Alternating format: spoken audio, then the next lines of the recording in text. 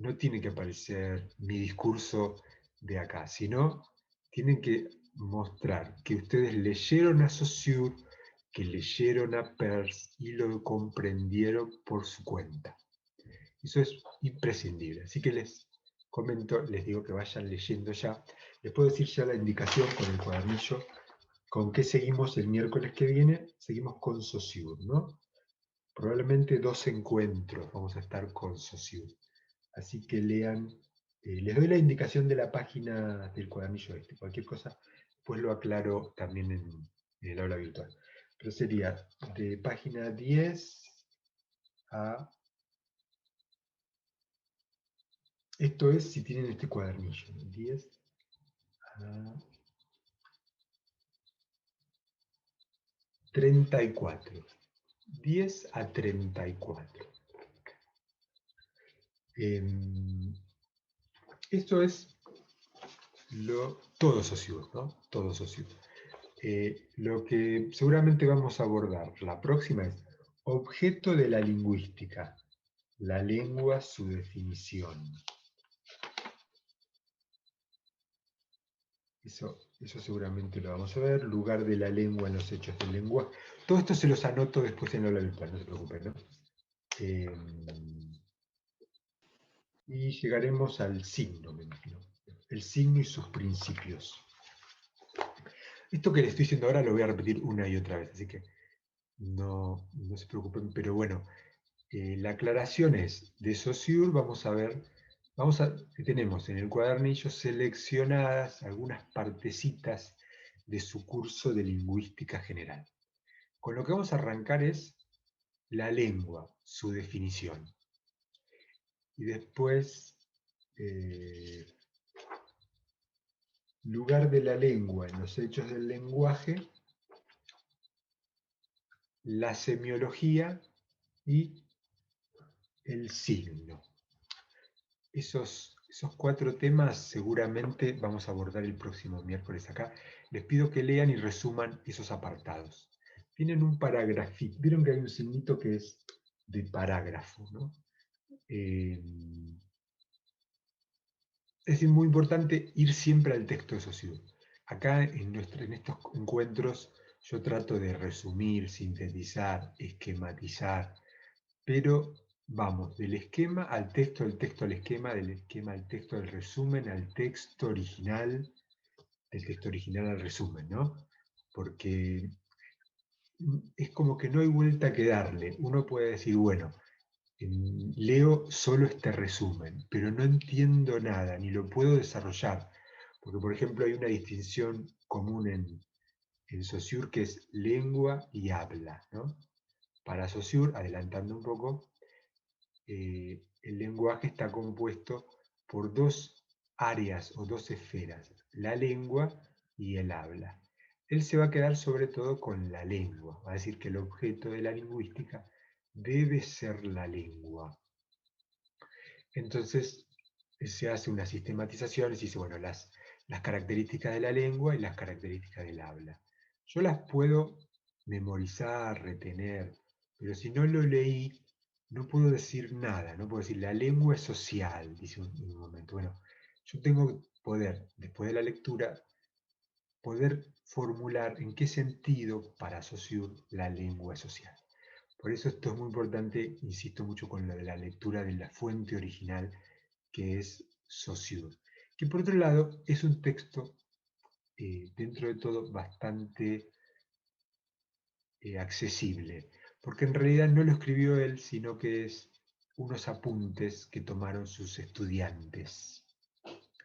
Es decir, él era muy, no sé cómo decirlo, obsesivo, entonces no daba clases pero no armaba un libro.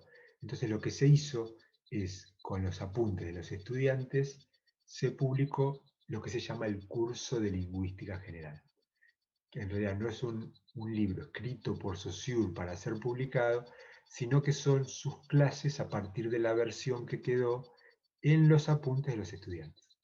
Eso tiene la ventaja de que son clases, entonces dentro de todo no es tan imposible eso sí. Peirce tenemos una complicación más, porque él era alguien que escribía de otra manera, así que está más disperso lo que escribió, hay que rearmar. Vieron que es Peirce, ¿no? Peirce se escribe. Según tengo entendido, en inglés la E se pronuncia como una E larga, Peirce. Y a Saussure también decimos Saussure, se escribe Saussure. Yo les puse, después de hacer algo que me costó bastante, en el blog van a ver la pronunciación original, ¿no? ¿Cómo se pronunciaría? Más o menos, no más o menos, ¿cómo se pronuncia el nombre propio en su idioma original? Esto, acá les pongo, acá voy a usar les pongo el lugar donde, no sé si ustedes lo conocen, el Forbo. Forbo es una página en la que uno puede consultar los nombres propios. ¿Cómo se pronuncia Saussure? Vieron que hay músicos o hay actores que uno no sabe bien cómo decir su apellido. Esto que parece un detalle no es algo menor porque todo el tiempo estamos leyendo autores de diferente origen. Vamos a ver a Bakhtin, Voloshinov, que son rusos, ¿no? Entonces, tenemos esta página. Entonces yo hice un link y ustedes pueden ver cómo se pronuncia. También puse, creo que Roland Barthes es Roland Barthes, vieron el autor que tenemos el primer texto. Eh, no, no, tampoco tiene sentido que tratemos de reproducir exactamente, ¿no? Porque es una locura eso. Es decir, no vamos a tratar de imitar perfectamente, porque a veces hay sonidos que no están en nuestra lengua, pero sí tener una pronunciación aproximada. ¿Recuerdan algún ejemplo de algún texto, de algún apellido que hayan escuchado diferentes versiones en la pronunciación? ¿Vieron algún autor o alguno que les parezca particularmente complejo de pronunciar? A ver,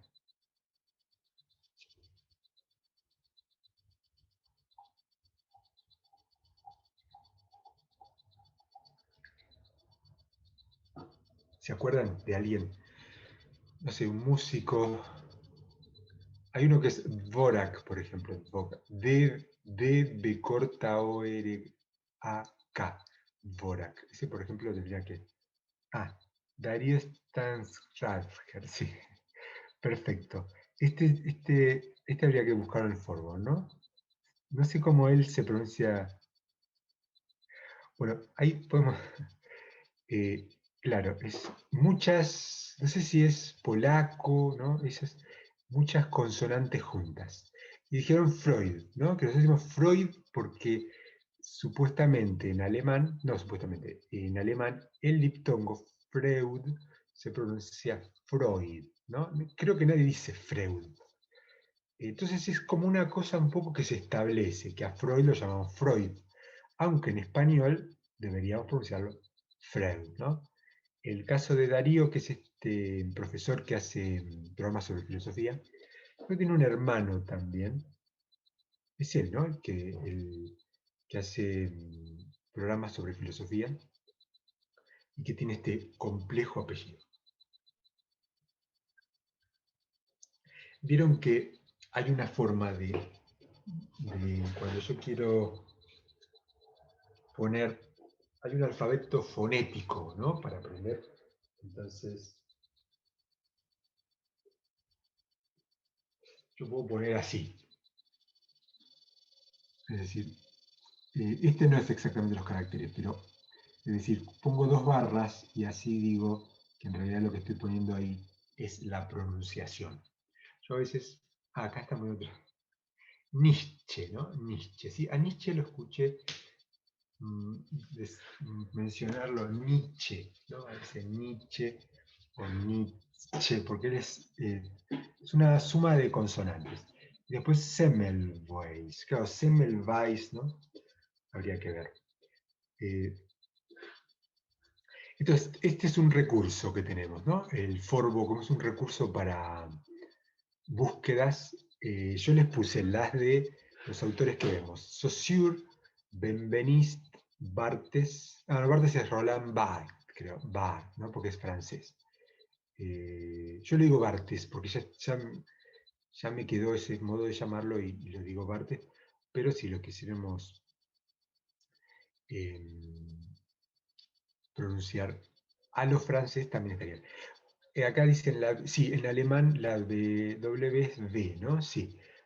A veces los apellidos, bueno, yo cuando tomaba lista en la presencial les preguntaba, porque a veces uno sabe cómo se pronuncia su apellido, pero hay algunos que son más difíciles, ¿no? Y es importante el propio nombre, ¿no? Porque tiene que ver con la identidad propia, es para reflexionar también, ¿no? ¿Qué nombre tenemos? Si tiene si ese significante, qué sentidos tiene. Hay un ejercicio que se hace en filosofía que es hacer una reflexión a partir del propio nombre. Si tengo dos, que son dos partes de mi identidad.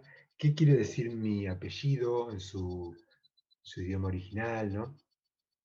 Es un ejercicio interesante para hacer.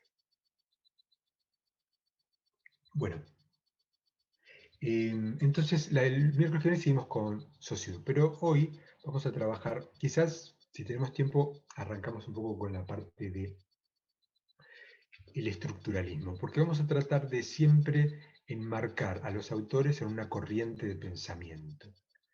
Dijimos, vieron que está, no sé, diferentes corrientes, puedo decir el marxismo, ¿no? El marxismo, la orientación lacaniana. Vieron que dentro de las diferentes disciplinas hay corrientes. No se me ocurre otro, bueno, no sé, el freudismo, ¿no? La corriente. Dentro del psicoanálisis uno puede, cuando uno va al psicoanalista, puede decir es freudiano o es lacaniano, ¿no? Es decir, siempre hay una corriente de pensamiento, que está bueno conocerla porque nos ayuda a saber, a entender mejor al autor, ¿no? No hay pensadores que salgan de la nada, ni que sean completamente originales, o que no tomen cosas de su época, o en este caso, Saussure era un lingüista, entonces podemos entender mejor su importancia o su significado a partir de dónde sale él y qué es lo que hace que de alguna manera revolucionó el modo de pensar el lenguaje, ¿no?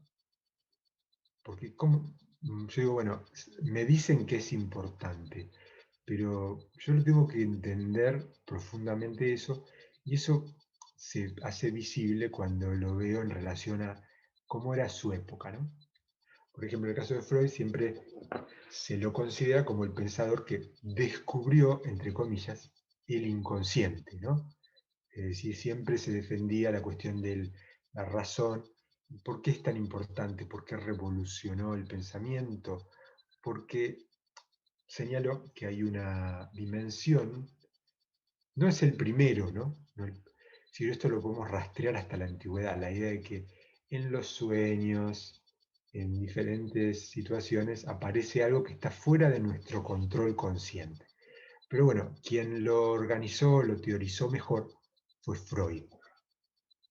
Entonces está bueno como enmarcarlo en eso, no decir, bueno, es un pensador importante y aceptar eso, sino un poco reconstruir por qué es lo novedoso, ¿no? ¿Qué es lo novedoso? Bueno, ¿pudieron leer el texto de Barthes? Texto de Barthes, yo les puse una guía, no sé si alguno lo vio. Vamos a empezar con eso. Si se llega a cortar, volvemos al mismo link.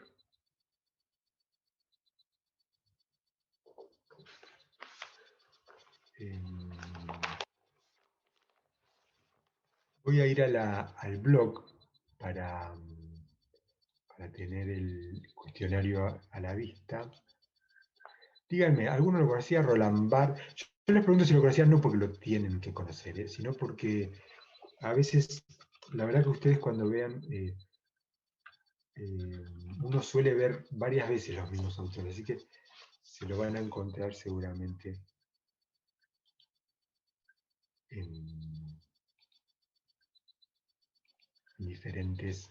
Ah, sí, les voy a compartir, a ver, no sé cuánto queda en este... Me gustaría compartirles pantalla, porque una de las cosas que vamos a hacer...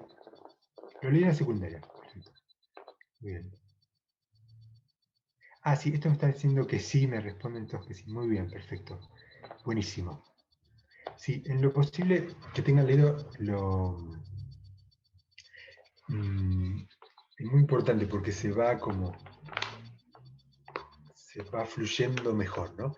Les voy a mostrar, voy a compartir pantalla, queda un ratito, creo que en estos minutos que nos quedan, me gustaría mostrarles lo que hay en el blog, que no es un detalle, sino es algo que nosotros vamos a tener en cuenta, que es, más o menos, quién es el autor, dónde fue publicado, en qué momento fue publicado. Entonces yo había subido, a ver, comparto, es el blog, en la introducción, ven acá está, en este si pulsan acá, es un link a Forbo. Y lo que les quiero mostrar, quería que viéramos, es esto, Le Nouvel Observateur, ¿no? Esta es la publicación en la que salió el texto originalmente. Fíjense, había salido algo del filósofo Sartre, y acá les puse una mínima biografía. También no nos interesa, no sé, no nos interesa la cuestión del detalle como cosas de la vida privada, sino tratar de ubicarlo en qué escribió, en qué corriente lo puedo ubicar a Barthes. Alguien me dijo que lo había leído. Habla de una foto. Ah, sí. Ahora vemos. No, no, la foto es la que hace referencia al mismo Barthes. Acá Luis pregunta, en la pregunta hay una referencia a una foto, porque vieron que él trabaja con una foto de un rebelde angoleño, creo que es. Cuando lleguemos ahí, es decir, Barthes hace referencia a una foto, pero no está la foto. Él dice, en la foto de tal revista se ve a un rebelde con una ametralladora que tiene un... ¿Dónde está hecha la ametralladora? ¿No? Ese detalle es importante, por eso está mencionado. Pero quería que reparemos en estos temas. ¿Cuándo fue publicado? En la década del 60. Eh, en el Nuevo Observador, una revista. Bueno, ¿qué les parece por esta nota y por lo que les mostré recién? ¿Qué tipo de revista será el Nuevo Observador? Escribe Barthes, hay una nota sobre Sartre. ¿Qué revista les parece que será? ¿Qué tipo de revista? ¿A qué público? Ustedes conocen este artículo por lo menos. ¿A quién está dirigido este texto? Todas estas preguntas son importantes. Científica, dice Feli. Científica, política, sí. Sartre, Barthes, hay cuestiones políticas. Científica podemos decir de las humanidades o las ciencias sociales, ¿no? No es sobre la naturaleza o sobre cómo funciona el cuerpo humano, pero tiene un grado de complejidad el texto que se ve que no es una revista eh, para un público amplísimo, ¿no? No es para un público amplísimo. Podríamos, por llamarla de alguna manera, una revista cultural, ¿no? Una revista cultural en la que se plantean temáticas del momento por intelectuales prestigiosos, ¿no? Porque vieron que está Bartre, Sartre, Sartre, Barthes, los significantes. Es decir, esto que no es un detalle lo que le estoy diciendo, ¿eh? Vamos a tratar siempre de reconstruir cuándo, quién, para quién, dónde, ¿no? Porque nosotros tenemos que pensar, vamos a pensar, toda la cuestión de la comunicación, es decir, ese contexto de producción es importante porque nos ayuda a entender más del texto. En la década del 60, y respecto de lo que mencionó el compañero sobre la foto. Es decir, si yo no tengo en cuenta la época, me va a costar reponer alguna información. Vieron que, acá me adelanto un poco, pero vieron que hay un rebelde, creo que es angoleño, que tiene una ametralladora que está fabricada en Rusia, ¿no? En la Unión Soviética. Y eso es un signo que va a ser importante para interpretar algo. Eso que sea la Unión Soviética, que hay un rebelde con una... ¿Qué cuestión contextual es? ¿No? La Unión Soviética no existe más ahora. Es la década del 60. Hay un país africano en el que hay un movimiento, una guerra, un levantamiento, y hay rebeldes armados por la Unión Soviética. El gobierno en ese momento es un gobierno... Guerra Fría, muy bien. Valentina, Guerra Fría, contexto de la Guerra Fría, es decir, el enfrentamiento sin llegar a las armas directamente entre Estados Unidos y la Unión Soviética.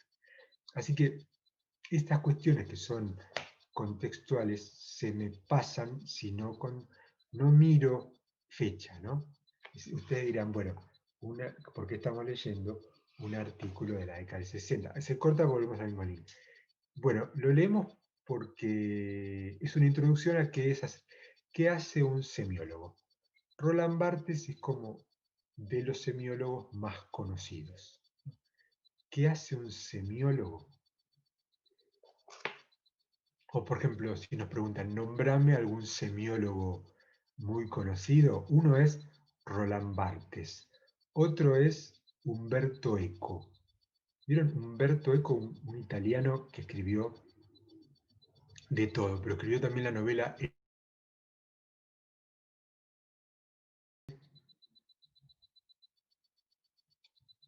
Bueno, mientras esperamos que entren todos, ¿alguna pregunta, duda, cuestión hasta acá? Otra forma que tienen que comunicarse conmigo es a través de el aula virtual. Hay una forma que ustedes me manden un mensajito, ¿no? Funciona ese sistema. Después les voy a pasar un mail también como un medio, cuando tengan que hacer el parcial, les doy esa posibilidad porque tienen que subir el parcial a una plataforma y a veces hay problemas. Entonces ahí les doy el mail, pero prefiero que la comunicación la hagamos a través del aula virtual. Ustedes tienen un modo de comunicarse, mandar un mensajito, entonces acá preguntan si hay un grupo de WhatsApp entre los alumnos. Sí, les recomiendo que estén conectados entre ustedes. Así, gracias. Acá me dicen de guardar. Gracias, porque sí, es importante que haya algún registro. Sí, si ustedes están en comunicación entre sí, acá Malena pregunta eh, si alguno... Está muy bueno que ustedes. Yo no participo de grupos de WhatsApp porque son muchos, ¿no? Tengo varios cursos y trato de no estar por WhatsApp por ahí. De todos modos, nos mantenemos en contacto. Si ustedes me escriben por el aula virtual, me mandan un mensajito a mí, pero entre los participantes ustedes pueden elegir mandar un mensajito a otro participante, me lo mandan a mí y yo les contesto en un tiempo determinado. Por el momento todos quedamos que el miércoles que viene continuamos con Sociedad y que cualquier comunicación la voy a subir al espacio ese al que ustedes entran cuando entran a la página del CBC, la parte de semiología. Después les pongo, acá pregunta Bella, ¿dónde escuchan los audios? Lo voy a poner en el blog y también lo voy a poner en la parte esa que ustedes ven del aula virtual del CBC.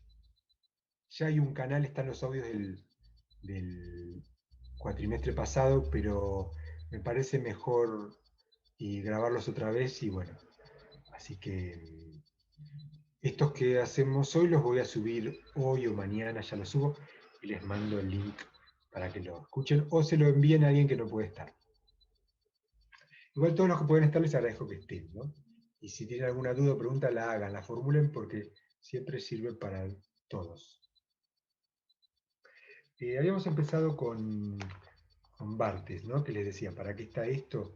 Porque es un semiólogo. Entonces, no solo es un semiólogo muy conocido, sino en este texto explica un poco qué es ser un semiólogo. Por eso está puesto esto, ¿no? Y con eso tiene que ver el título, La cocina del sentido. ¿Cómo interpretan la cocina del sentido? ¿Qué quiere decir la cocina del sentido? Es una metáfora, ¿no? ¿Metáfora de qué?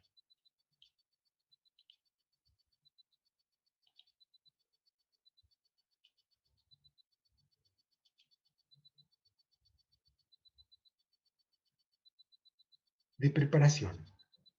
De preparación. Es decir, cuando dices metete en la cocina, es decir, fíjate cómo está elaborando las cosas, ¿no? En ese sentido. ¿Cómo se construye el sentido? Es decir, es muy importante esto, que es una construcción. No parece algo, se dice mucho, pero todo el tiempo vamos a estar pensando en eso, que es una construcción. No hay, no hay nada transparente, ¿no? Siempre construye una versión de las cosas. Porque hay una ilusión que es que si yo les quiero contar algo, a través de las palabras les represento cómo es esa cosa. Bueno, algo de eso pasa, pero siempre es una versión determinada. No hay, es decir, no tengo acceso a las cosas, ¿no? Siempre estoy lidiando con versiones hechas con palabras de las cosas. Ese es uno de los ejes de nuestra materia, ¿no?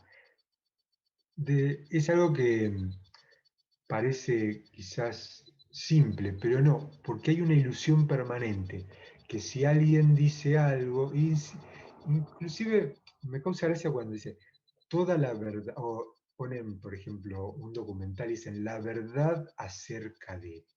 Ya ahí hay una pretensión que no se sostiene, ¿no? Está bien, puede ser algo publicitario, pero la verdad, hay verdades, ¿no? Se construyen, siempre hay una construcción y nosotros vamos a mirar las construcciones lingüísticas, las construcciones hechas con palabras de las cosas. Ese es nuestro trabajo, ¿no? Acá dice la apariencia y la esencia. La apariencia y la esencia. Está bien, lo que pasa es que tampoco, lo de la esencia también es problemático, porque si no habría una esencia. Entonces, decimos, bueno, en filosofía funciona, ¿no? Esencia y apariencia. Acá vamos a pensar sobre todo en versiones, ¿no? Siempre hay una versión orientada. Y el semiólogo lo que va a tratar de detectar es cómo se construyó determinada versión de las cosas, ¿no? El semiólogo piensa cómo se construyó, cómo se escribió. Es decir, ¿cuál sería el otro extremo? Pensar que cuando yo leo algo me estoy enterando de cómo son las cosas. Yo leo y me entero de cómo son las cosas. No, ¿no? Lo que tengo siempre me presentan una versión y yo lo que puedo hacer es analizar si esa versión, qué sólida es esa versión, es decir, puedo hacer otra cosa, pero la idea es perder esa ilusión, ¿no? Perder esa ilusión porque no nos sirve como analistas. Es decir, yo me puedo entregar, por ejemplo, si quiero leer una novela, me puedo entregar a la trama. Entonces, yo digo, bueno, no importa, no me fijo cómo está escrita. Quiero vivir esa situación. Perfecto, ¿no? Se puede hacer, está muy bien. Pero no es lo que nosotros queremos hacer acá, ¿no? No queremos ir al contenido y dejarme llevar por el contenido. Todo lo contrario. Lo que quiero ver es cómo está armado ese texto, en qué sentido está armado, qué versión de las cosas me quiere presentar ese texto. Es decir, tengo que ir al análisis. No soy un lector ingenuo. Trato de ser lo menos ingenuo posible en este. Es lo que tratamos de desarrollar acá. Bueno, siguiendo un poco las preguntas de la guía. Esto que dice Felipe y dice Juan Cruz, está bien, ¿no? Que es... bueno, dice... acá dice María Paula, lo tomé como que era una deconstrucción. Está bien, no está mal, no es... Porque yo hablaba mucho de la palabra de construcción. La deconstrucción tiene el sentido de desarmar lo armado, ¿no? Es una palabra que está viendo una corriente que es el deconstruccionismo, justamente, que es bastante contemporánea, que es la idea de voy a desarmar todo, ¿no? Esto se usa mucho para los géneros, los debates más contemporáneos, es decir, trato de desarmar todo lo recibido por la cultura, ¿no? Eh, Eso es el deconstruccionismo, pero se puede usar, estoy deconstruyendo, asumo que es una construcción y lo estoy deconstruyendo. Y lo de esencia y apariencia, la palabra esencia tiene un problema que es si hay una esencia hay una sola, ¿no? A veces está esa idea. Nosotros no pensamos en eso, sino pensamos más en que puede haber formas de representar algo. La primera pregunta decía, ¿qué son un vestido, un auto, un plato, un gesto, una película, una publicidad, un mobiliario? Eso, dice Barthes, es un conjunto de cosas que parecen, no sé, ropa, medio de transporte, arte. ¿Qué, qué son? Vieron que la pregunta, esta palabra que aparece acá va a aparecer en Saussure también. Dicen, son aparentemente heteróclitos. ¿Qué significa que sean heteróclitos? Bueno, acá ya respondieron. Además de ser lo que son, es decir, algo para vestirse, algo para moverse, algo para comer, son signos, ¿no? Es el concepto central de toda la primera parte. Son signos. Y dice Barthes, ¿qué se hace con los signos? Bueno, eh, una definición así, vamos a detenernos mucho en esto, pero ¿cuál sería una definición de signo? Así, ¿qué piensan cuando dicen esto es un signo? ¿Qué sería un signo? La definición que se les ocurre. ¿Qué es un signo? ¿A qué consideran signo?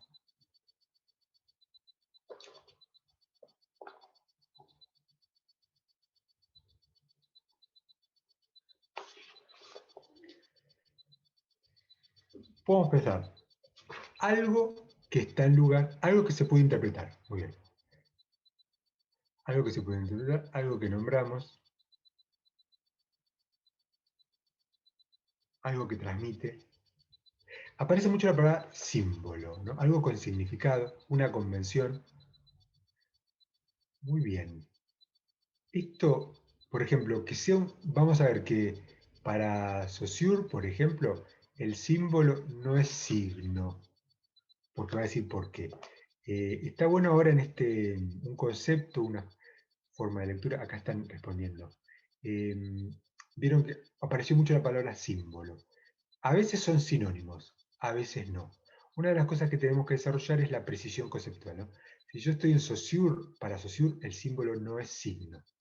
Para Per sí, el símbolo es un tipo de signo. Muy bien, una convención. ¿Qué quiere decir que sea una convención?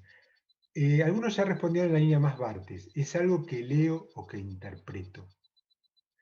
Pero si lo quisiéramos oponer a una cosa, yo digo, una cosa, el signo es una cosa, además, ¿no? Pero a veces se usa signo y cosa, ¿no? Signo. ¿Qué característica tiene entre las cosas del signo? ¿Cuál es su característica? Que algo sea signo. Si algo es signo, supone que comunica, podemos decir, está en lugar de. Muchas veces el signo está en lugar de. Si es signo, no es la cosa, es un signo de la cosa, ¿no? Hay algo que es muy de los signos, de no ser. El signo es una cosa por un lado, pero el signo generalmente está en relación con un objeto o con un fenómeno, ¿no? Por ejemplo, fiebre, signo de enfermedad, ¿no? O un cartelito, es signo que ahí es algo, es un baño o es una institución, ¿no? Es decir, un signo generalmente es una cosa que está en lugar de otra, ¿no? Los signos generalmente eh, tienen que ver con hacer presente algo ausente. Y eso es lo que los hace, bueno, vamos a ver que para muchos remite a, como decimos, representa, remite a, ¿no? Esa relación es fundamental, porque si es signo de, ¿no? Siempre es signo de. ¿Qué dice, como ya anticiparon? Cuando arrancó con eso, ¿no? Que dice que yo en un automóvil, en una película, puedo ver signos. El signo supone que, ¿qué hago con los signos? Como dijeron acá muy bien, los leo, los interpreto. Pero acá viene ¿qué leo? ¿Qué leo? Ese es el tema, ¿no? Esa es la semiología. ¿Qué leo? ¿Qué leo, por ejemplo, en eh, en un corte de pelo, ¿no? Como decir, en un corte de pelo o en el modo en el que está vestido alguien? Todos todo el tiempo estamos siendo semiólogos de alguna manera, ¿no? Cuando conocemos a alguien, cuando observamos a alguien, estamos todo el tiempo leyendo como semiólogos. ¿Esto qué quiere decir Barthes? Él que dice que uno que puede ver en el coche que tiene alguien, en el modo en que se viste, en el modo en que tiene cortado el pelo. ¿Qué dice que se puede leer ahí?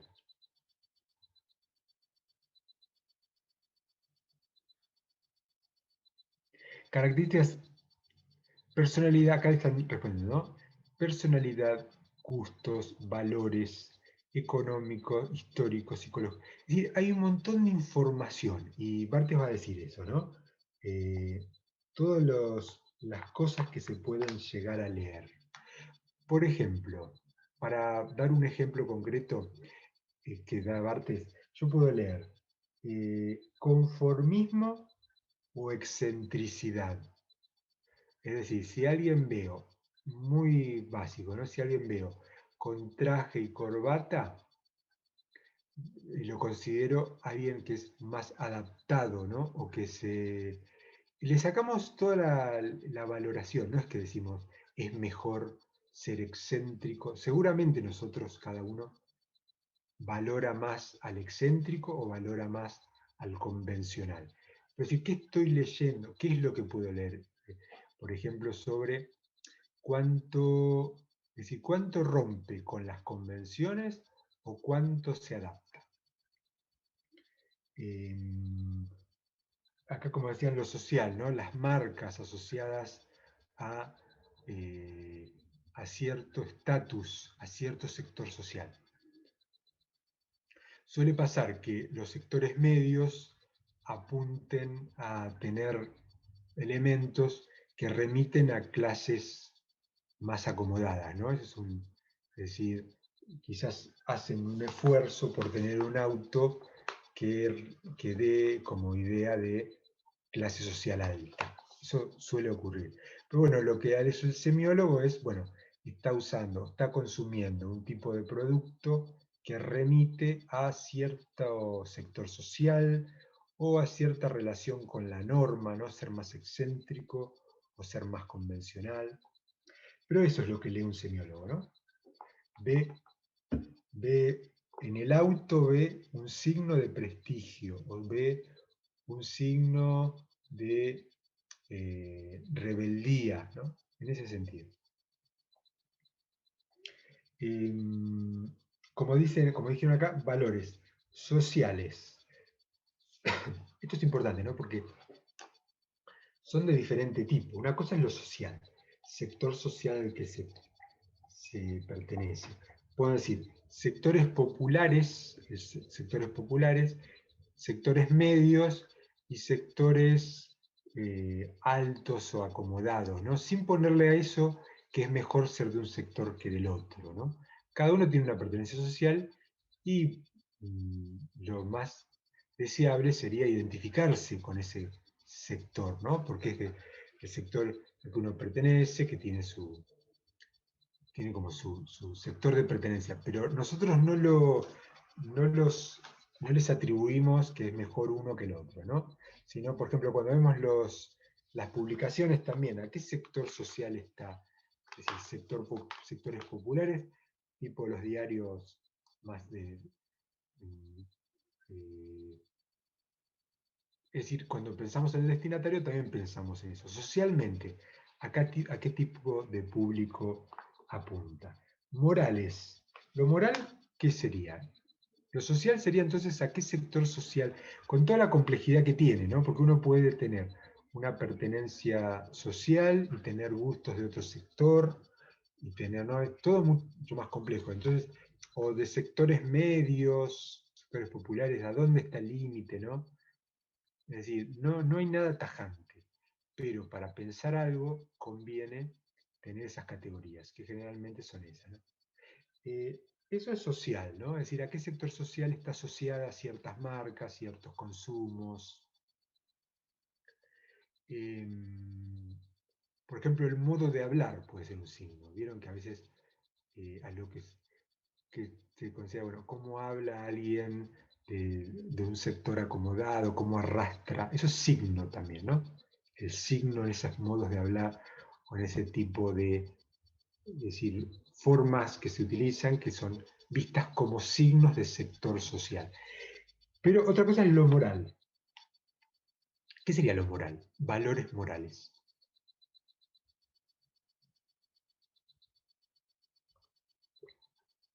Lo moral es lo que está bien y lo que está mal, ¿no? Lo que está bien y lo que está mal. Es decir, leo algo ahí sobre un posicionamiento de lo correcto y lo incorrecto, lo bueno y lo malo. Lo ideológico, podemos decir, conservador, progresista, ¿no? Hay alguna, es decir, si yo veo a alguien muy prolijo, es decir, excesivamente prolijo, puedo pensar que generalmente uno lo asocia a lo más conservador, ¿no? No, les digo esto, les doy ejemplos como muy cuadrados en un punto, pero para pensar, si alguien que adopta determinado forma de vestir, lo podemos hipotetizar que tendría que ver con un valor por el orden, por lo establecido, y ideológicamente alguien que piensa más en la ruptura o en algo más igualitario, ¿no? Por ejemplo, estamos muy atravesados en este momento por la cuestión del género, ¿no? Ahí se ve mucho la cuestión de una lucha por eh, una cosa más igualitaria o una lucha por algo más de lo establecido, ¿no? Nosotros en este punto somos semiólogos, ¿no? Entonces vamos a tratar de mirar, observar y de analizar. No, obviamente cada uno tiene su posicionamiento, pero lo que queremos ejercitar es el lado analítico. Entonces, la idea es que dice Barthes, eh, puedo leer cosas de diferente orden, ¿no? Puede ser social, moral, ideológico, etcétera, ¿no? Hay otros valores que podrían dar vueltas ahí. Es decir, lo importante es recordar que es muy amplio el tipo de cosas que se juegan en los signos. Eso era qué tipo de valores entra. ¿Cuál es el principio de clasificación que propone la semiología? ¿Qué pusieron ahí? A ver, alguien respondió la pregunta, porque es un gran problema, ¿no? Esto vamos a verlo todo el tiempo. Si yo digo, bueno, tal color remite a tal cosa, tal marca remite a tal otra. y se me hace una lista infinita. Entonces, eso no está bien, no lo puedo estudiar bien. Va a aparecer todo el tiempo este problema. La posibilidad de sistematizar, ¿no? Yo tengo que sistematizar, o si no tengo una lista. Digo, la marca de vino tal tiene que ver con tal sector. Escuchar tal música tiene que ver con una postura conservadora. Es decir, si yo hago una lista de esas cosas, me queda una lista infinita que no funciona. Entonces, Bartes pregunta, ¿cómo hacer para que todo eso se arme sistema con todo eso? ¿Cuál es el criterio?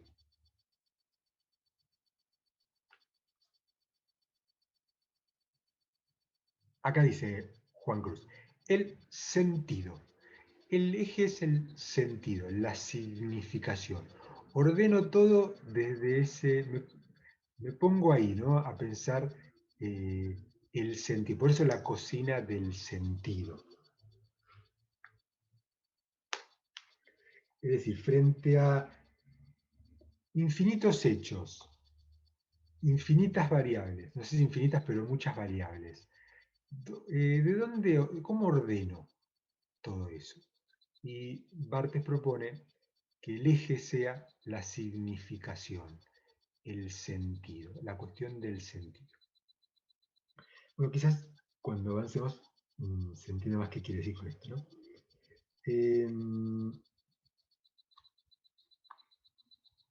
Acá viene lo de la foto que habían mencionado. Dice,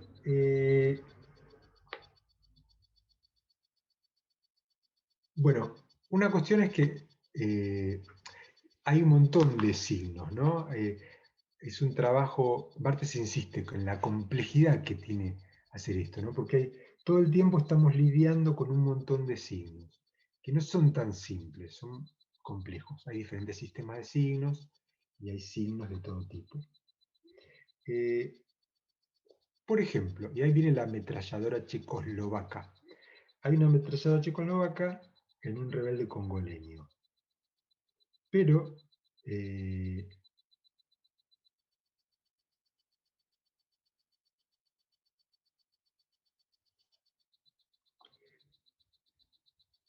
es checoslovaca, pero bueno, la idea es que Checoslovaquia en ese momento era un país bajo la influencia de la Unión Soviética.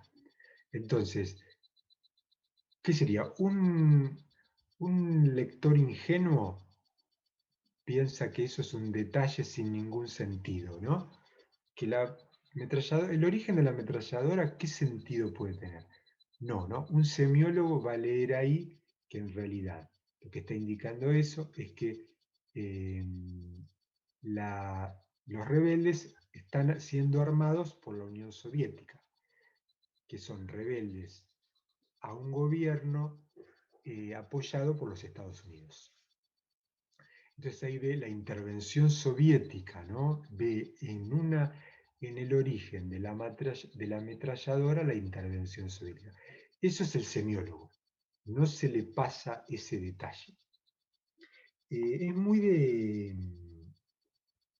de los detectives también, ¿no? El trabajo del semiólogo. Es decir, cómo ver signos en las cosas, ver cosas que aparentemente pueden ser considerados un detalle, no, justamente, acá Luciano dice, sí, son financiados, es decir, la Unión Soviética financiaba a los rebeldes congoleños, que se habían levantado contra un gobierno que estaba apoyado por Estados Unidos. Pero lo que tenía que ver, lo del ejemplo de la foto, lo que más importa es pensar, bueno, esto es lo que hace un semiólogo, ¿no? Lo que hace un semiólogo es eh, observar esos elementos para hacer una lectura.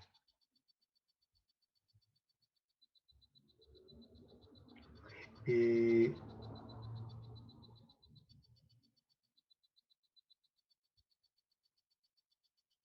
Creo que una pregunta era lo de el sacudirse, ¿no? ¿Cómo era? Una incesante sacudida para el análisis. ¿Por qué es necesaria una incesante sacudida?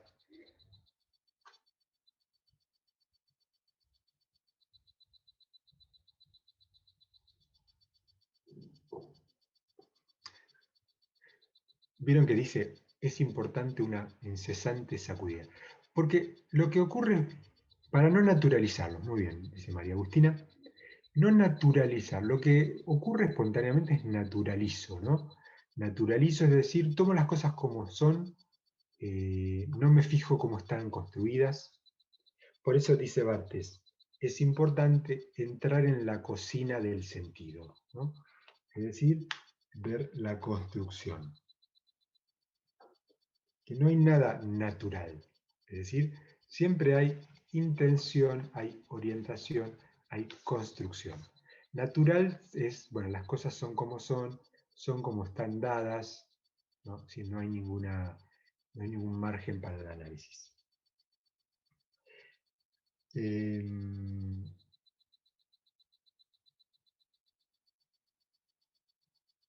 ¿Cuál dice, bueno, no puede ser una mera acumulación? Y acá se adelanta un tema importantísimo de Saussure, que es la cuestión del valor. Dice, un sentido nunca puede analizarse de manera aislada.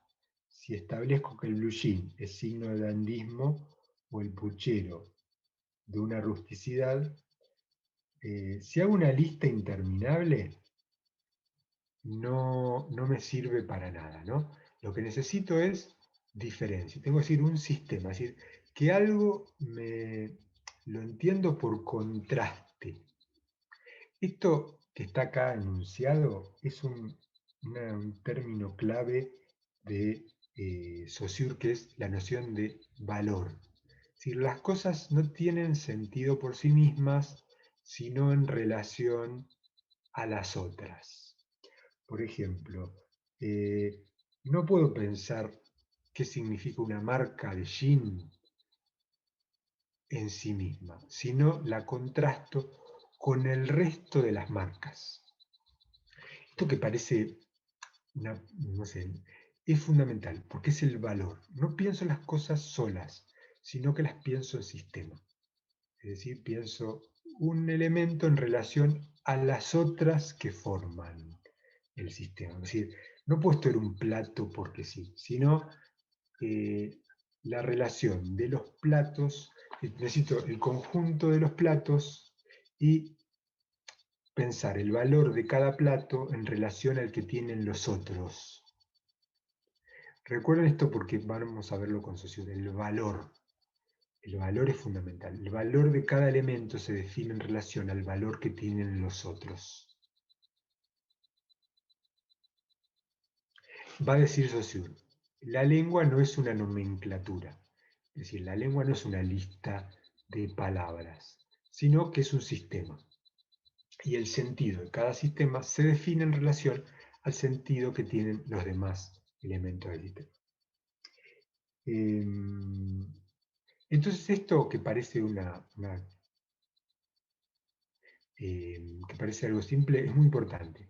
Piensen, ¿qué es una lista de palabras, de elementos, y qué es un sistema de elementos? Esa distinción es el eje. ¿Qué diferencia hay entre una suma abierta de cosas y un sistema de cosas, ¿no? La palabra que va a usar Saussure es sistema, ¿no? Es decir, los elementos guardan relación entre sí, forman sistema. Es muy diferente que los elementos estén interconectados entre sí a que sean una bolsa de cosas aisladas, ¿no? O una bolsa de cosas en que voy sumando y sumando. Este tema es fundamental, porque justamente el estructuralismo, la palabra estructura es un sinónimo de decir sistema, ¿no? Estructura es sistema. Es algo que compone una estructura, que compone un sistema. Lo que está diciendo Barthes acá es lo mismo. Barthes es alguien que retoma Saussure. Y acá lo menciona, ¿no? Después dice,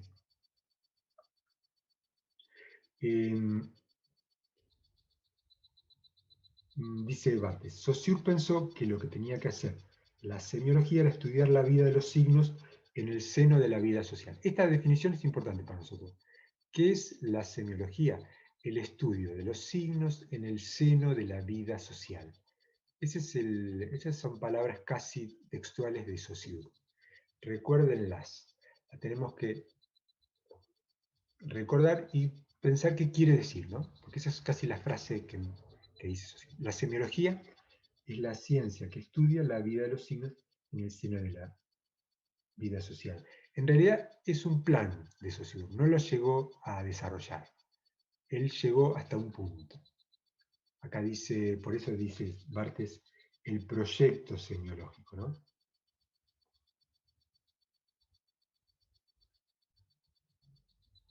Y acá aparece una distinción fundamental, que es denotado, connotado. Denotar y connotar. Eh, ¿Cuáles serían? ¿Lo vieron en algún lado esto, connotación y denotación? ¿Cuáles serían los sinónimos de lo denotado y lo connotado?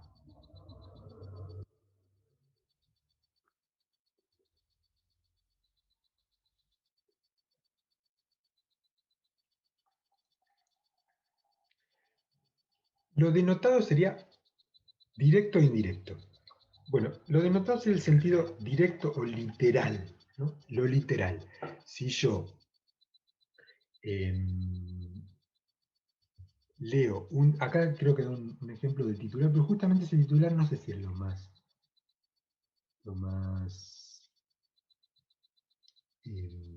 claro, ¿no? Porque dice, en Bombay es un titular que apareció para un congreso, una reunión cristiana que se hizo en la India.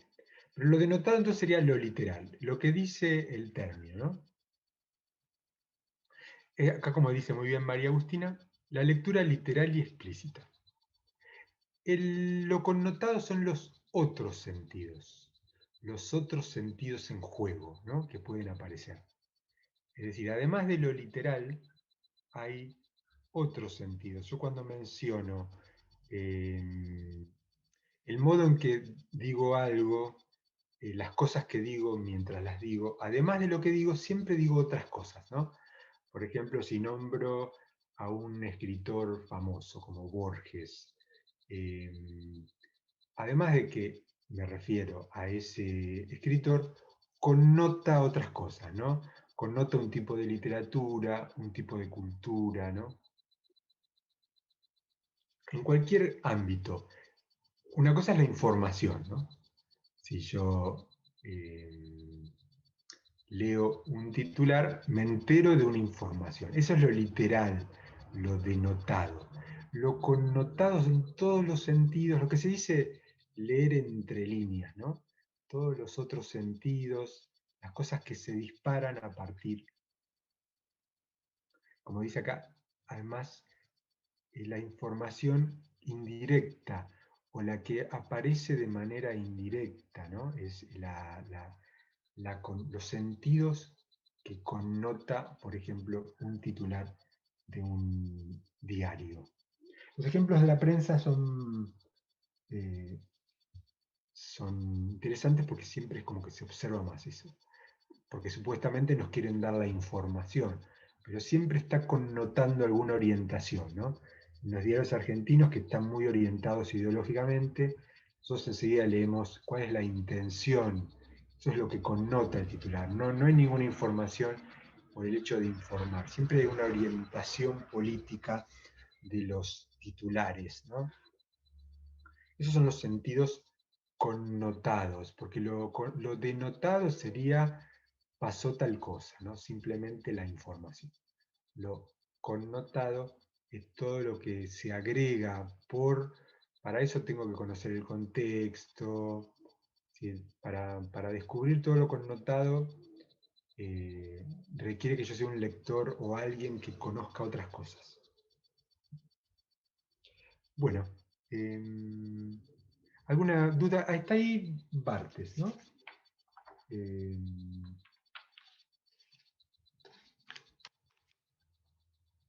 ¿Una duda, pregunta? Se está por cortar. Volvemos con Saussure. Entonces arrancaríamos con Saussure. ¿Algo que quieran comentar? Falta 1 minuto y medio. Entonces, tenemos a Barthes como una introducción a qué hace un semiólogo. Como les decía, de los semiólogos más conocidos está Barthes y está Umberto Eco, que tiene una novela que se titula El nombre de la rosa, ¿no? El nombre de la rosa. No sé si ustedes la vieron, la conocen. Hay una película también muy buena. Pero fíjese, el mismo título de la película ya está refiriéndose a la cuestión del semiólogo, porque es el nombre de la rosa, ¿no? Eh, Además es en un monasterio y hay unos monjes que van, es un policial. Pero es muy interesante porque es muy buena la película también, si la quieren ver, porque acá la vio Malena. ¿Cómo aparece la cuestión de la lectura de signos en la película? Ya desde el título hace referencia a la rosa y el nombre de la rosa, ¿no? Es decir, la cosa que está en lugar de. Ya ahí vemos que le sale el lado semiólogo ahí. Pero hay muchos, está muy trabajado el tema del signo. Desde que empieza la trama, la novela y la película, hay una cuestión del ir leyendo cosas. Hay unas huellas en la nieve y a partir de ahí el protagonista determina algo que pasó, explica qué pasó a partir de las huellas que encuentra, las marcas que encuentra en la nieve.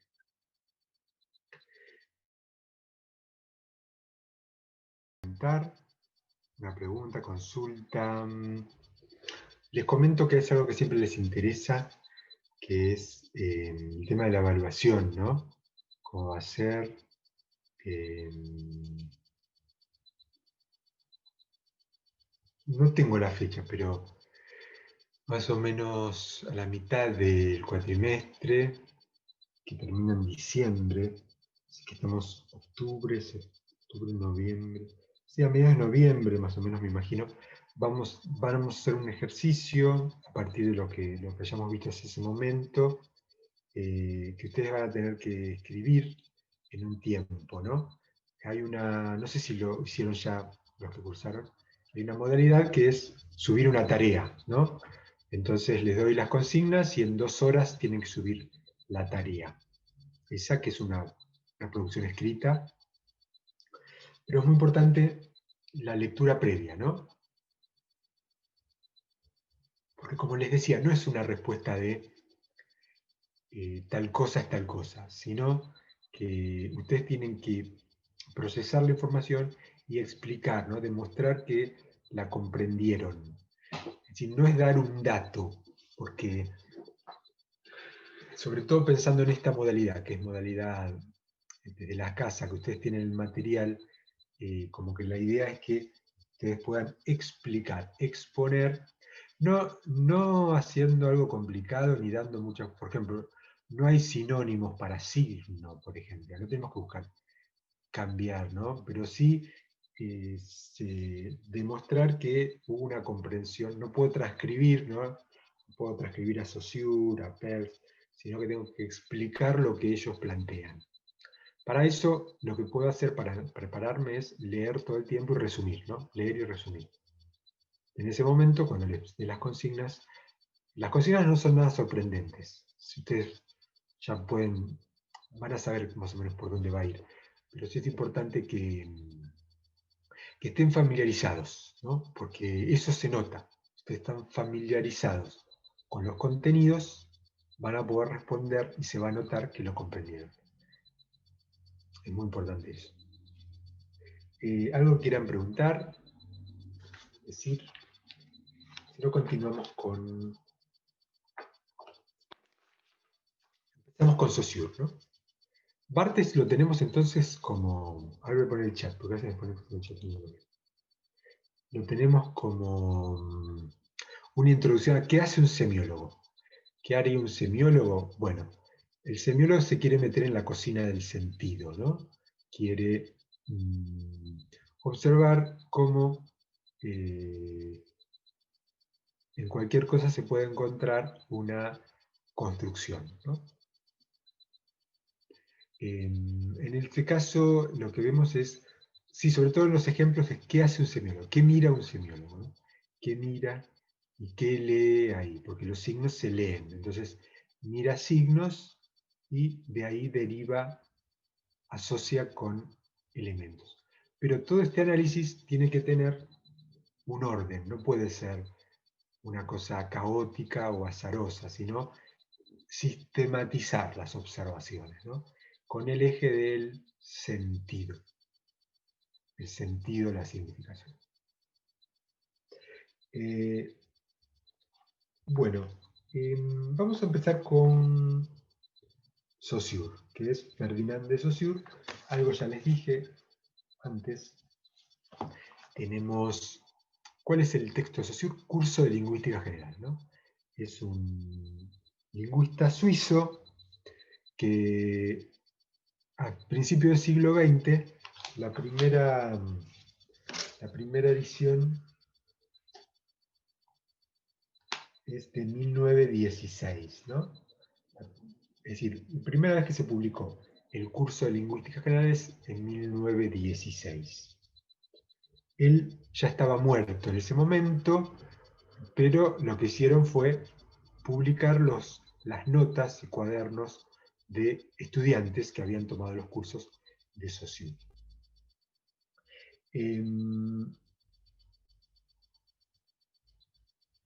Con el tiempo se convirtió en, además de nosotros vamos a leerlo a él, ¿no? Pero es muy importante porque tuvo muchos efectos.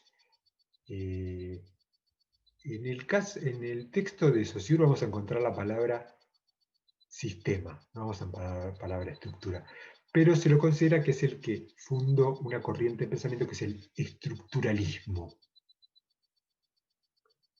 El estructuralismo. Que tiene muchos representantes, ¿no? Por ejemplo, en antropología, en los 50-60, Lévi-Strauss. El autor Lévi-Strauss, el antropólogo, es un antropólogo estructuralista. Lacan en psicoanálisis, Althusser en filosofía, ¿no? Son todos pensadores de los 50, 60, 1950, 1960, que se los considera estructuralistas, en el sentido que usan alguna de las herramientas que planteó Saussure para sus disciplinas. Por ejemplo, Lévi-Strauss piensa que en las culturas hay que encontrarle la estructura, ¿no? Lo que estructura las culturas, que es un antropólogo. En el caso de Lacan, como decía, él va a pensar el inconsciente con las herramientas que utiliza Saussure para pensar la lengua. Y así lo podemos encontrar en los diferentes autores. Así que es un autor que tuvo mucho. El estructuralismo es una corriente que se puso particularmente de moda en los 60, en 1960. Y vemos que el original es de 1916. Así que se fue generando todo un proceso de lecturas y apropiaciones de la obra de Saussure.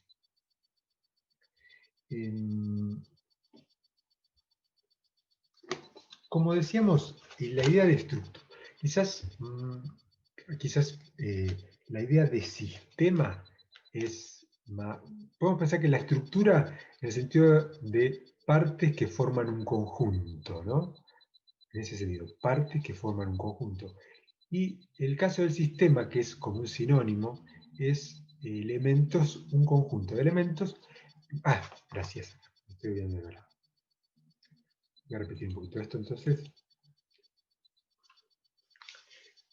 Comentaba un poco entonces qué es el estructuralismo. Voy a subir algún texto para que, porque tengo uno que antes daba, que decir, ¿qué es el estructuralismo? ¿Vieron, por ejemplo, qué es el marxismo o qué es cualquier corriente de algún pensador, ¿no? En este caso tenemos al fundador de esto que es Saussure.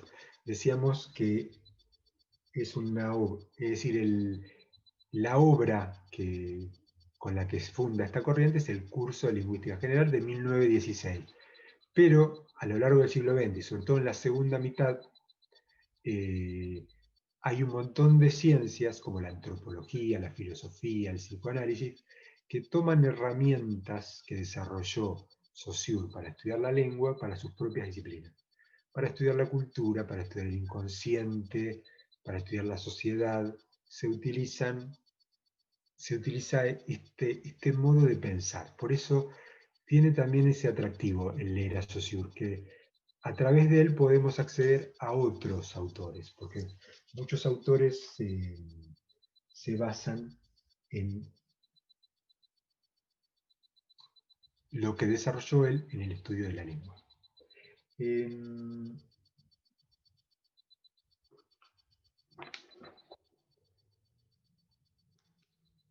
Bueno, podemos entrar ya directamente a el texto, ¿no?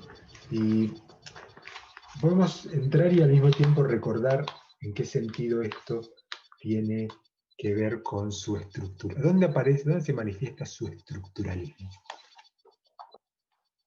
Como les decía, en el momento en que Saussure empieza, había una escuela del estudio del lenguaje que ponía el énfasis en las alteraciones que iba teniendo la lengua a través del uso, ¿no? Cómo, vieron que esto se usa todo el tiempo, cómo se va deformando el lenguaje a través del uso. Era algo, eh, era como la tendencia del momento, era estudiarlo diacrónicamente, ¿no? Diacrónicamente, es decir, cómo se va transformando, cómo las palabras se van alterando. También siempre es importante pensar ¿a qué época pertenece Saussure? Vieron que a finales del siglo XIX, en la segunda mitad del siglo XIX, se desarrollaron las ciencias, así como las conocemos hoy, ¿no? Siempre hubo estudios, pero sobre todo en la segunda mitad del XIX se empezaron a institucionalizar, a darle una forma, ¿no? A qué es la antropología, qué es la sociología, ¿no? Esas materias que algunos cursan, seguramente ustedes cursan, algunos de ustedes en otras materias del CBC, ese nombre no es muy lejano, ¿no? Más o menos, por lo menos como las conocemos nosotros, eh, se organizan en la segunda mitad del siglo XIX. Pensemos en Saussure como alguien que está en la misma búsqueda, ¿no? En la búsqueda de que la lingüística se convierta en una ciencia. Vieron que como que la corriente del momento es el positivismo. El positivismo como un modo de pensar. La idea era que todas las ciencias tenían que basarse en las ciencias naturales, ¿no? Las ciencias naturales a veces son las ciencias naturales o son las ciencias exactas. Es decir, si yo quiero hacer cualquier investigación, tengo que imitar lo que hacen los biólogos, lo que hacen los médicos. Eso fue una corriente de pensamiento muy importante que en nuestro país también estuvo. Por ejemplo, si querían pensar un problema social, decían había que curar, ¿cómo curamos a la sociedad? ¿No? Esas metáforas son muy del positivismo. En ese clima de ciencia, de qué es la ciencia y qué no es ciencia, justamente nosotros estamos en otro campo, porque somos de las ciencias humanas o sociales, ¿no? Ustedes están estudiando carreras que no son de las ciencias naturales o las ciencias exactas, pero sí es importante tener en cuenta que muchas veces está dando vueltas que en realidad solo hace ciencia el que se maneja con números o el que hace mediciones exactas. Bueno, ese clima positivista, en ese clima aparece Saussure, ¿no? Pensando, porque el gran problema que vamos a ver ahora en el texto es ¿cuál es el objeto específico de la lingüística como ciencia? ¿No? La lingüística necesita tener un objeto que le sea propio. ¿Por qué es importante? Porque si no, no se la toma en serio, ¿no?, la lingüística. ¿Cómo hacer un estudio del lenguaje que sea verdaderamente científico? Esto que les digo es importante, ¿no? Es decir, que uno tiene como que ponerse en el lugar. Quizás es algo que le resuena lejano, pero si no, no veo eso, no entiendo a dónde va Saussure con lo que está haciendo, ¿no? Tengo que tratar de entender qué quiere hacer, cuál es su intención, por qué lo hace, ¿no? Tengo como que poner un poco en su lugar para poder comprender. Porque si no, ¿qué es esto? Dice, objeto de la lingüística, la lengua, ¿no?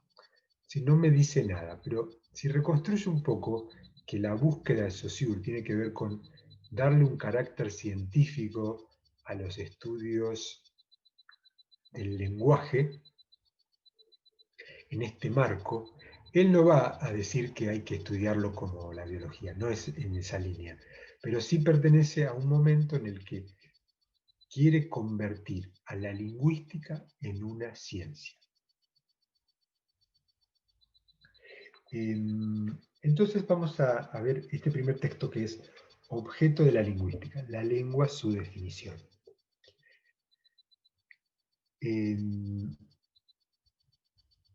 Este texto es fundamental porque tenemos ahí los conceptos de lengua y habla, ¿no? Que son, que les decía antes, son textos muy importantes para nosotros. Lengua y habla, para Saussure, ¿qué significa? Una de las cuestiones, además es importante que hay cosas que en un autor las puedo considerar sinónimos. Por ejemplo, hay autores que dicen lenguaje y dicen lengua y no ponen no marcan mucho la diferencia. Bueno, en Saussure no me tengo que confundir.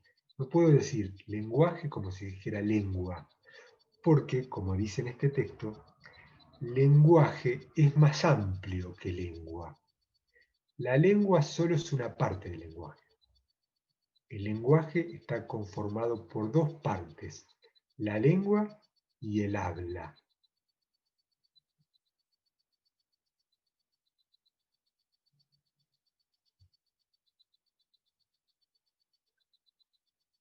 Entonces, cuando uso lenguaje y lengua y habla, tengo en cuenta ese orden, ¿no? El lenguaje es un fenómeno más amplio.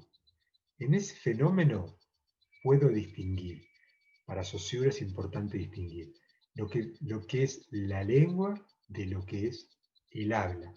Lengua y habla son dos dimensiones diferentes del lenguaje. Y siguiendo un poco, como le decía siempre, tratando de seguirlo al autor, fíjense cómo argumenta. Una cosa que dice que es importante, que es medio abstracta, pero es importante, dice, ¿cuál es el objeto de la lingüística? El objeto no está dado de antemano, sino que lo tiene que crear. Esta afirmación de Saussure es importante entenderla. Él dice, a diferencia de otras ciencias, como vamos a decir, no sé, el biólogo que puede ir y cortar una planta, ¿no?, y estudiar una hoja, esto que haciéndolo muy, simplificándolo mucho, es decir, otros científicos tienen el objeto, lo van a buscar, lo encuentran. Para Saussure, el lingüista no lo tiene, no lo recibe ya dado, lo tiene que recortar conceptualmente. Por eso dice, lejos de preceder el objeto al punto de vista, es el punto de vista que crea el objeto. Esta oración es muy importante. Es decir, no es que está el objeto antes. Por ejemplo, voy a buscar algo al mundo y lo estudio. No, es el punto de vista el que crea al objeto.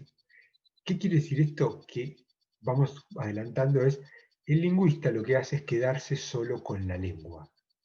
Es decir, dentro de los fenómenos, de la cantidad de fenómenos, de caos de cosas que ocurren en el lenguaje, el lingüista solo se va a quedar con una parte, que es la lengua.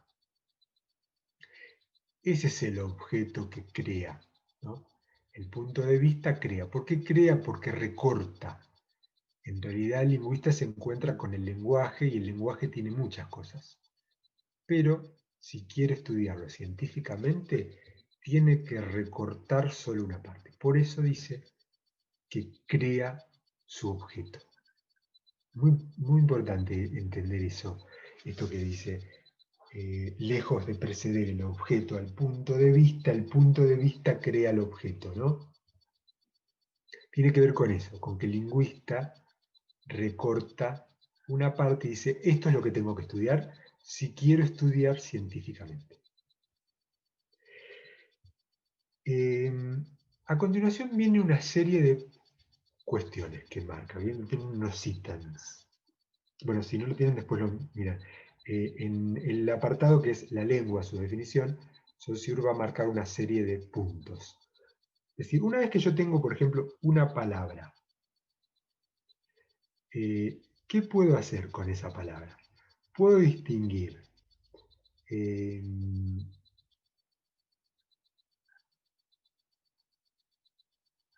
el sonido, esto que parece una cosa más de otra disciplina, por ejemplo, una palabra, él creo que está la palabra, bueno, cualquier palabra, casa, ¿no? Si yo tengo la palabra casa, ¿no?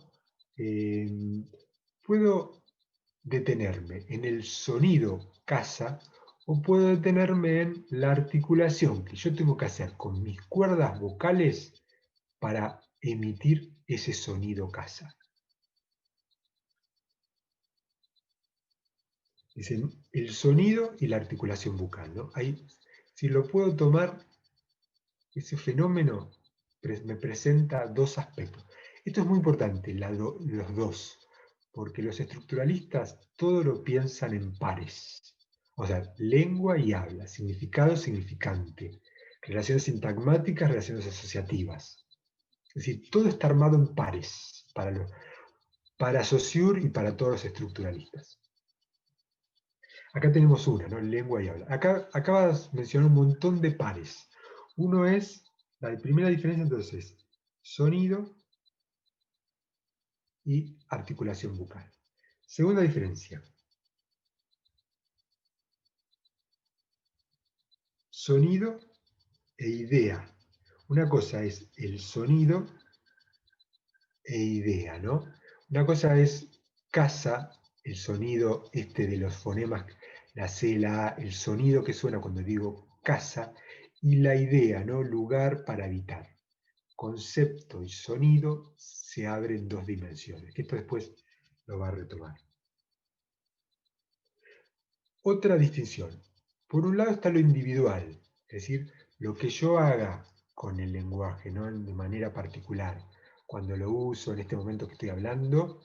Y otra cosa es la parte social, porque no es que lo inventé yo, ¿no? Estoy tomando algo que aprendí y que comparto con todos los individuos. Entonces, el lenguaje tiene lo social y lo individual. Otra vez se abren dos.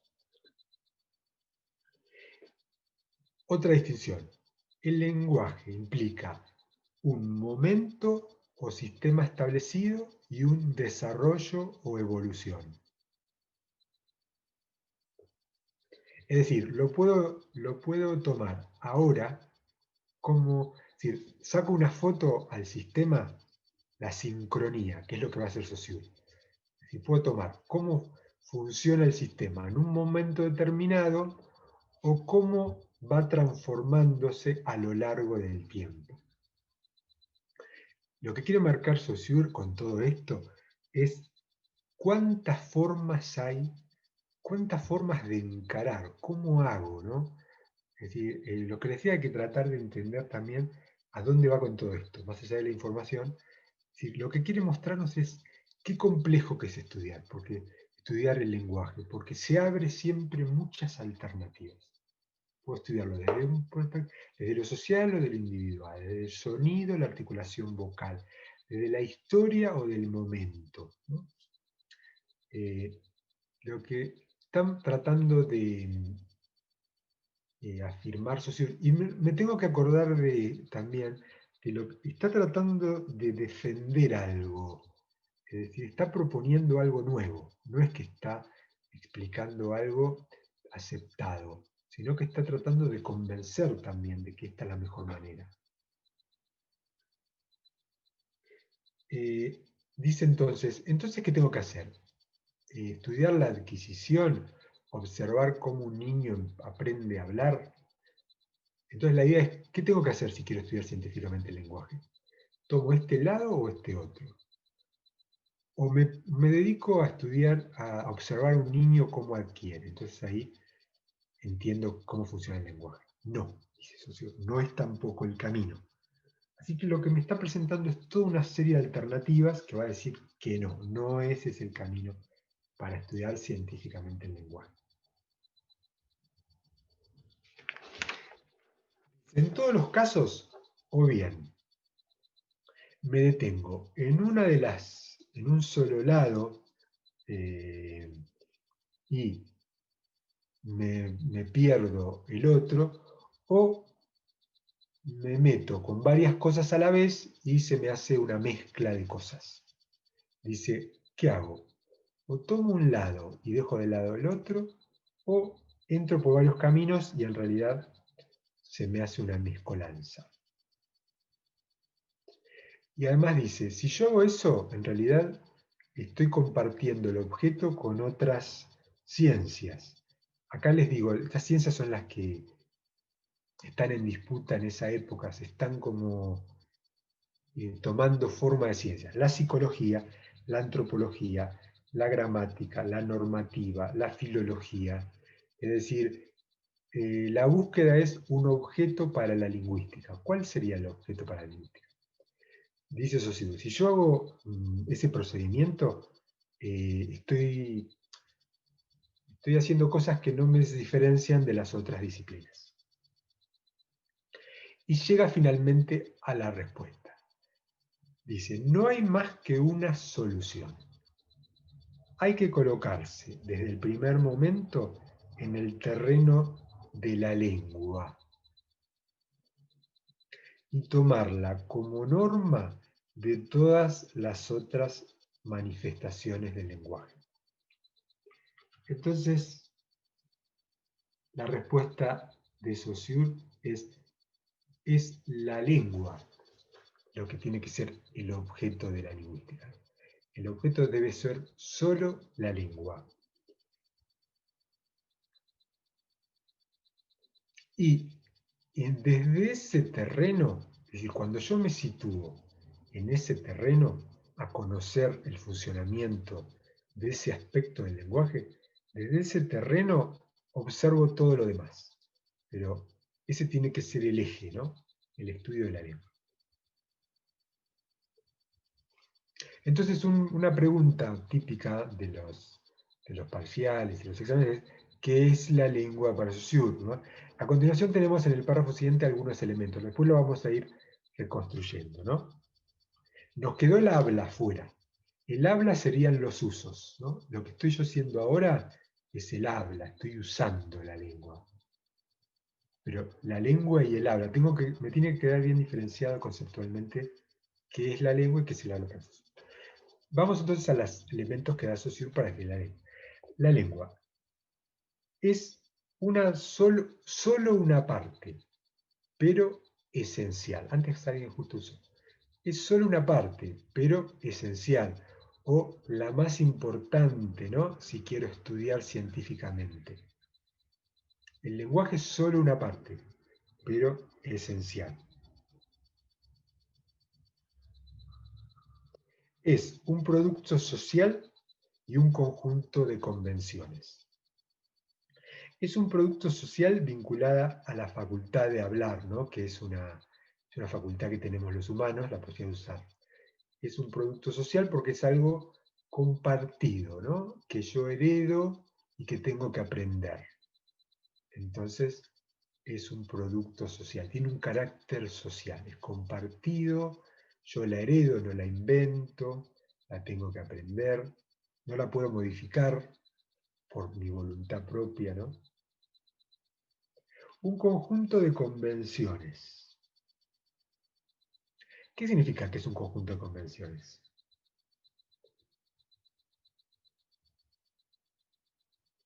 Es importante que sea convenciones, ¿no? Porque es un conjunto de convenciones que tácitamente la sociedad acepta para comunicarse.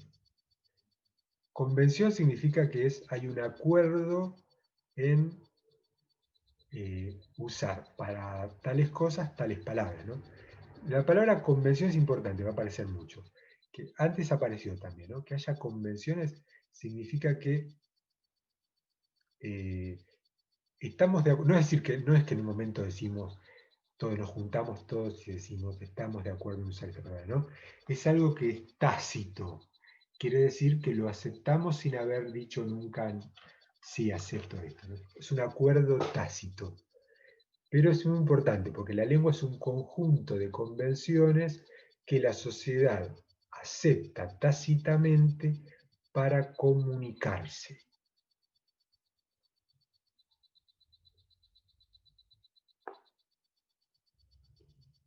Y a continuación dice, a diferencia de la lengua, el lenguaje es multiforme y heteróclito.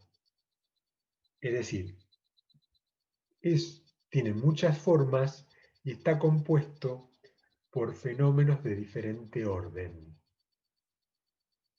Atraviesa lo individual y lo social.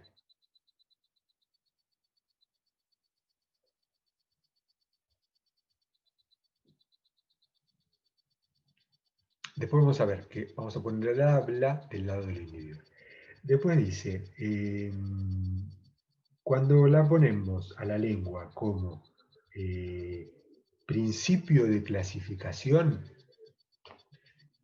piensen que la propuesta es para estudiar científicamente los fenómenos del lenguaje, elijo solo una parte, ¿no? Elijo solo una parte para estudiar el todo. Es una parte, él va a decir, sí, me pueden reprochar que no estoy tomando solo una parte, pero es la más importante, ¿no? Y vamos a ver por qué, cómo justifica eso.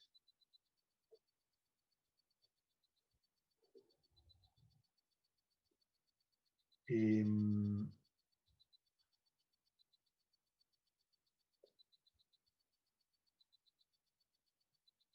Bueno, a continuación va a decir por qué, va a dar una serie de argumentos para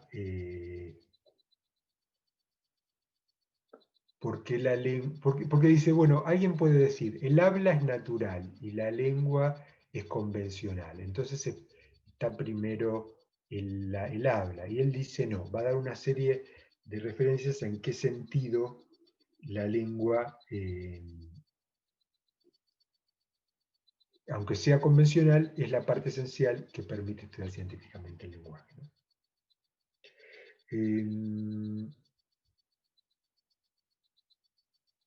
Bueno, ahí se detiene a decir en qué sentido, es decir, en qué sentido el individuo o los humanos tenemos la capacidad de comunicarnos, ¿no? Es decir, hace toda una distinción que no es demasiado importante para nosotros, sino más bien lo que nos interesan son las características de la lengua diferenciales con el habla.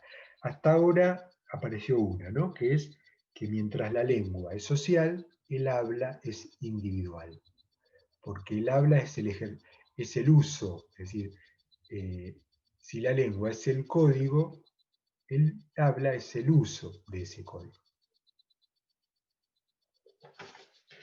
Y después después hace una síntesis él cuando termina este apartado, después lo vamos a ver, pero vienen estos dibujitos que van a ver. este gusto, que tiene que ver con qué involucra, ¿no? ¿Qué involucra